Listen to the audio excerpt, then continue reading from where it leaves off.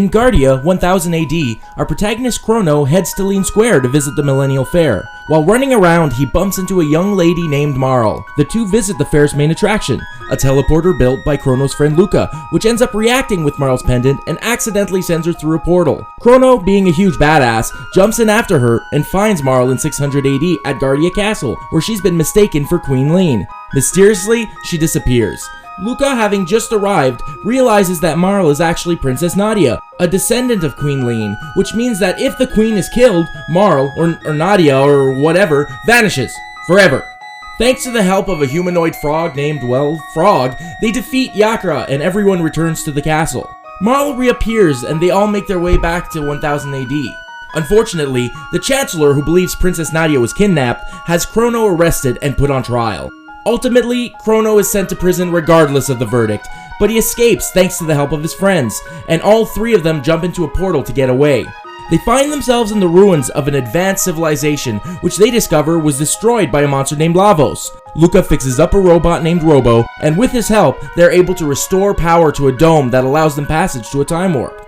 They end up at the end of time, where a sage named Gaspar chills on a light post and a fuzzy pink thing gives you magical powers. Chrono and his friends go through a pillar of light, end up in 1000 AD, and fall out of a mystic's cupboard.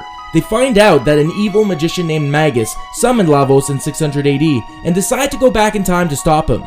Back in 600 AD, our heroes search for Masamune, the only sword that can defeat Magus. Chrono earns a piece of the broken blade by defeating Massa and Mune, and then gets the second piece from Frog.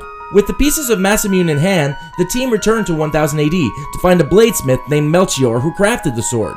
Melchior tells our heroes that a prehistoric stone called a Dream Stone was needed to repair the blade. In 65 million BC, the team meets Isla, the chief of Ioka village, who instantly falls for Chrono.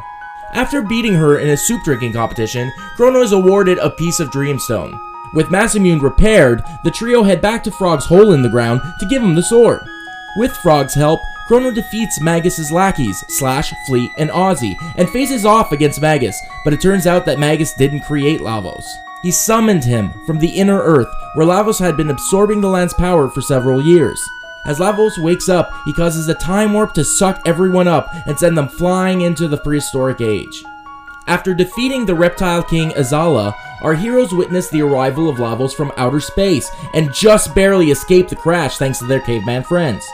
Going through a mysterious portal, Chrono and friends end up in the kingdom of Zeal 12,000 BC. While exploring Zeal, they find the Mammon Machine, which can drain power from Lavos and recharge Marl's pendant. Imbued with power, the pendant opens a magically sealed door, which leads them to the entryway into the Ocean Palace, where Queen Zeal, Dalton, and the Prophet are meeting.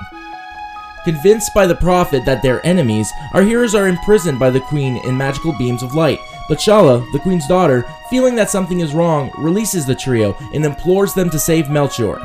Unfortunately, they're all immediately busted by the Prophet, who banishes them and forces Shala to seal the portal. With the pendant charged, our heroes head to 2300 AD to open a magically sealed door, which has the same crest on it as the door they opened in Zeal. On the other side, the group discovers that Balthazar, the Guru of Reason, who once lived in the Kingdom of Zeal, was accidentally thrown into 2300 AD by a great disaster.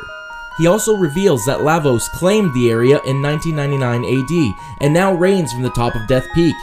In the depths of the dome, the team finds a time machine called the Wings of Time, which allows them to travel to any point in time.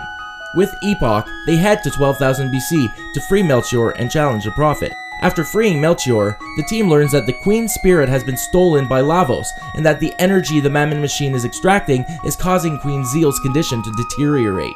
Shala opposes the Queen and is forcefully taken to the Ocean Palace by Dalton. Shala gets hurt when the Mammon Machine absorbs too much power, but Chrono, acting quickly, pierces the machine with a red knife given to him by Melchior.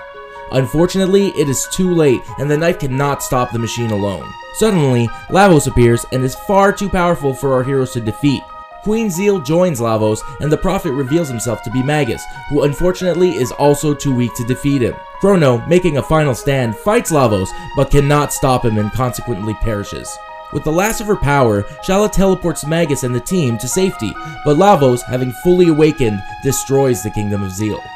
Looking out over the water where Zeal now lay, Magus explains how Lavos sent the Gurus and Janus through various time warps.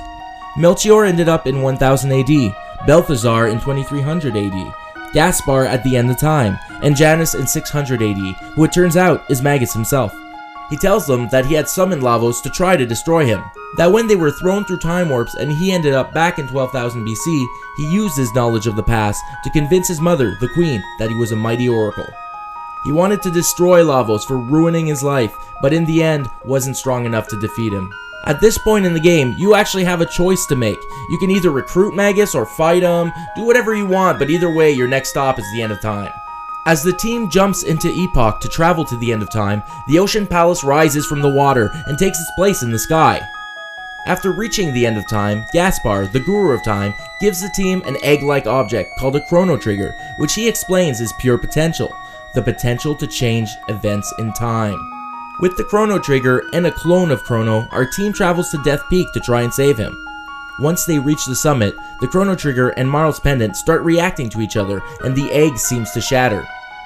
But as an eclipse darkens the sky, they are transported to the scene of Chrono's death, where they switch the real Chrono with the clone and get transported back to the summit of the mountain. With Chrono returned, all that's left to do is defeat Queen Zeal and Lavos, but this is no easy task, so Gaspar gives our heroes several side quests to complete to improve their strength before their final battle with Lavos. They restore an ancient forest and recharge a sunstone. They defeat the remnants of the Mystics and stop Robo's evil AI creator.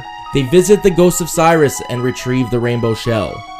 When they're finally ready to fight Lavos, our heroes head to the Ocean Palace to take on Queen Zeal and the Mammon Machine. Having been defeated, the Queen calls upon Lavos and the Ocean Palace sinks back into the water.